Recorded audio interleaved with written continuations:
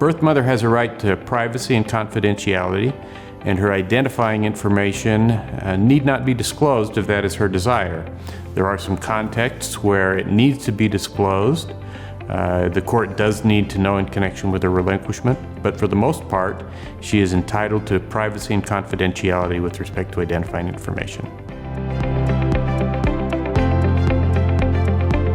A birth mother, like any person, has the right to counsel. In fact, she has the right to independent counsel to represent her and to advise her in connection with an adoption.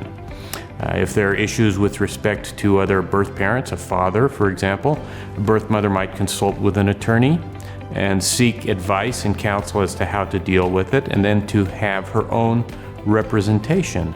And a birth mother may even desire to have an adoptive family pay for her to have an attorney to represent her. As our statute provides, a birth mother can relinquish the child as soon as 24 hours after the birth. Now, she gets to determine when she is going to relinquish, but until she relinquishes, she has full parental rights. She has access to the child as she desires, and she has the opportunity and right to make decisions regarding the child. It's only when she signs the relinquishment that she loses some of those rights. Until that time, until she signs, she has all her parental rights and can make decisions for the child. Under our statute in the state of Utah, a birth mother, once she signs her relinquishment, is giving up her rights. Until that time, she has the opportunity to change her mind.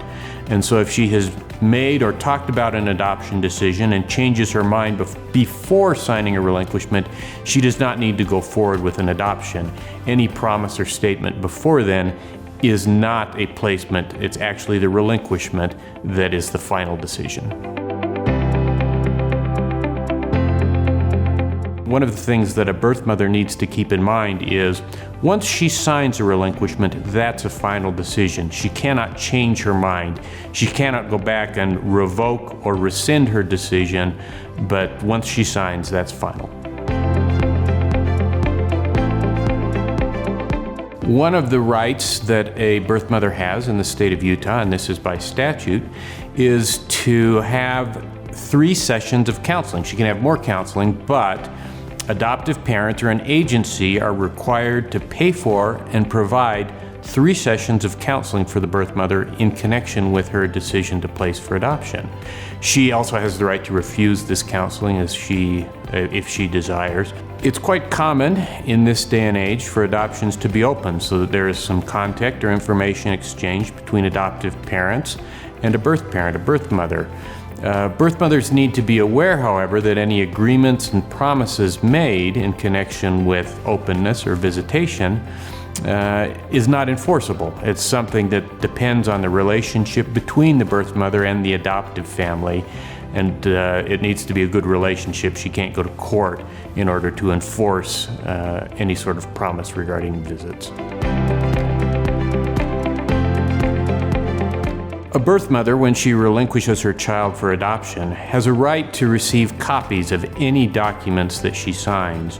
Usually, whoever is handling the relinquishment, the social worker or attorney or whoever is involved, will offer them to her. But if they don't offer them, she is entitled to ask for them and receive copies of whatever she signed. A birth mother is entitled to share information, identifying information regarding the child as she may see fit. She's entitled to discuss her adoption with others, professionals, or even just friends. She can talk with people and share information about her adoption as she desires. She's not restricted from talking about it. She also has a right to confidentiality, and if she doesn't want to talk about it, that's her right as well.